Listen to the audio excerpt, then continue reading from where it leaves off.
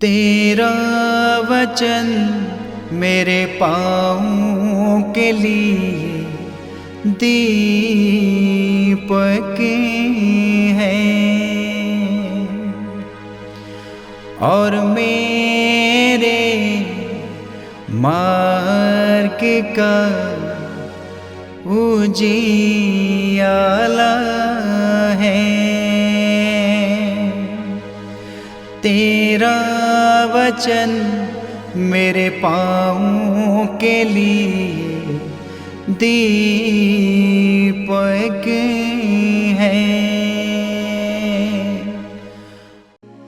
पहला पाठ नबी ईसाइयाह का ग्रंथ अध्याय 22 पद संख्या 19 से 23 तक। विश्वमंडल का प्रभु महल प्रबंधक शेबना से ये कहता है, मैं तुमको तुम्हारे पद से निकालूंगा, मैं तुमको तुम्हारे स्थान से हटा दूंगा। मैं उसी दिन हिजकिय्याह के पुत्र एलियाकीम को बुलाऊंगा। मैं उसे तुम्हारा परिधान और तुम्हारा कमरबंद पहनाऊंगा। मैं उसे तुम्हारा अधिकार प्रदान करूंगा। वह यरूशलेम के निवासियों का तथा यूदा के घराने का पिता हो जाएगा। मैं दाऊद के घराने की कुंजी उसके कंधों पर रख दूंगा।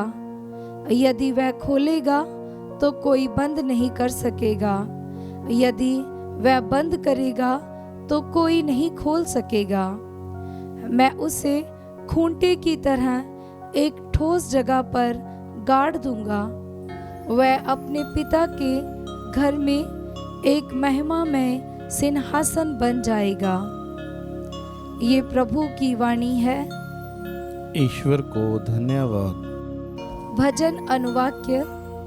हे प्रभु, तेरा प्रेम चिरस्थायी है, अपनी सृष्टि को संभालने की कृपा कर। हे प्रभु, तेरा प्रेम चिरस्थायी है, अपनी सृष्टि को संभालने की कृपा कर।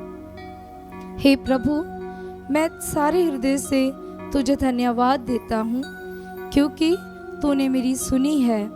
मैं स्वर्गदूतों के सामने तेरा गुणगान करूँगा और तेरे पवित्र मंदिर को दंडवत करूँगा। अनुवाक्य। हे प्रभु, तेरा प्रेम चिरस्थायी है, अपनी सृष्टि को संभालने की कृपा कर। तेरे अपूर्व प्रेम और सत्य प्रतिज्ञता के कारण मैं तुझे धन्यवाद देता रहूँगा। जिस दिन मैंने तुझे पुकारा, उसी दिन तूने मेरी सुनी और मुझे आत्मबल प्रदान किया। अनुवाक्य। हे प्रभु, तेरा प्रेम चिरस्थायी है, अपनी सृष्टि को संभालने की कृपा कर। प्रभु महान है, वह दीनों पर दया दृष्टि करता और घमंडियों से मुंह फेर लेता है। हे प्रभु, तेरा प्रेम चिरस्थायी है, अपनी सृष्टि को सुरक्षित रखने की कृपा कर। अनुवाक्य। हे प्रभु, तेरा प्रेम चिरस्थायी है, अपनी सृष्टि को संभालने की कृपा कर। दूसरा पाठ रोमियो के नाम संत पौलुस का पत्र अध्याय 11 पद संख्या 33 से 36 तक। पाठ का मूल संदेश है, ईश्वर सब कुछ का मूल कारण, प्रेरणा स्रोत तथा लक्ष्य है। कितना आगाध है ईश्वर का वैभव, प्रज्ञा और ज्ञान, कितने सुबोध हैं उसके निर्णय, कितने रहस्यमय हैं उसके मार्ग। कौन प्रभु का मन जान सकता है, कौन उसका परामर्शदाता हुआ। किसने ईश्वर को कभी कुछ दिया है और इस प्रकार वह बदले में कुछ पाने को दावा कर सकता है। ईश्वर सब कुछ का मूल कारण, प्रेरणा स्रोत तथा लक्ष्य है। उसी को अनंत काल तक महिमा। आमीन। यह प्रभु की वाणी है। ईश्वर को धन्यवाद। जय घोष। हालेलुया। अनुवाक्य। हालेलुया।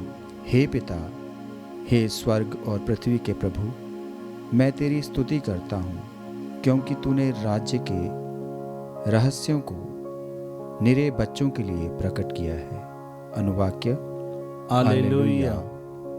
पवित्र सुसमाचार संत मत्ती के अनुसार अध्याय 16 पद संख्या 13 से 20। यीशु ने कैसरिया फिलिप्पी प्रदेश पहुंचकर अपने शिष्यों से पूछा, मानव पुत्र कौन है? इसके विषय में लोग क्या कहते हैं? उन्होंने उत्तर दिया, कुछ लोग कहते हैं यूहन्ना बपतिस्ता, कुछ कहते हैं एलियस और कुछ लोग कहते हैं यिर्मयाह अथवा नबियों में से कोई।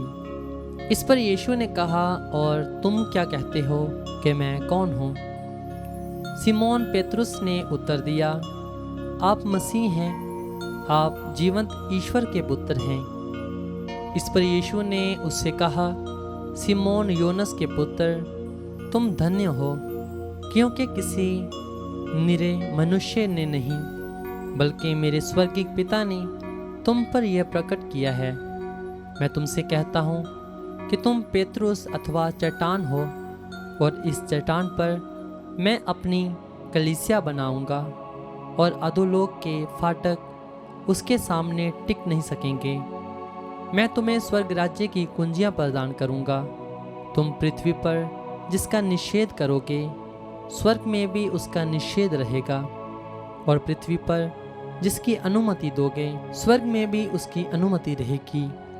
इसके बाद यीशु ने अपने शिष्यों को कड़ी चेतावनी दी कि तुम लोग किसी को भी यह ना बताओ कि मैं मसीह हूँ। ये प्रभु का पवित्र सुसमाचार है। क्रिस्त की जय।